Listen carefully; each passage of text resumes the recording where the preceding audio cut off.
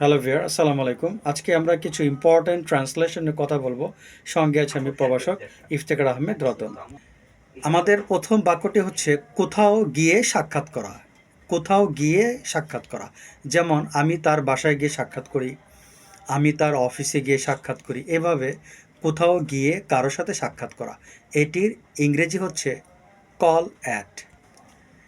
Call at এর অর্থ হচ্ছে কোথাও গিয়ে সাক্ষাৎ করা। যেমন আমি আরাফাতের বাসায় গিয়ে সাক্ষাৎ করি, I call at Arafat's house.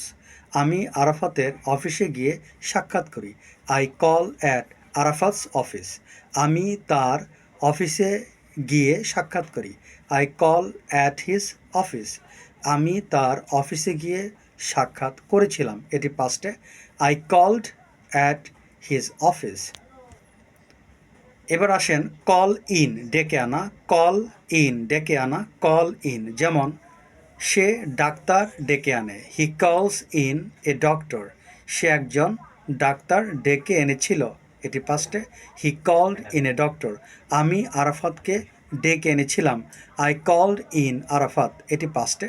আমি আরাফাতকে ডেকে আনি, আই কল ইন আরাফাত, এটি প্রেজেন্টে, এই জন্য কল ইন হলো। কাউকে ডেকে আনা বোঝালে কল ইন হয়। ছোট পরিসরের আজকের ভিডিও এখানে শেষ করছি। এই ধরনের ইম্পর্ট্যান্ট ভিডিও পেতে প্লিজ চ্যানেলটি সাবস্ক্রাইব করবেন। আল্লাহ হাফেজ।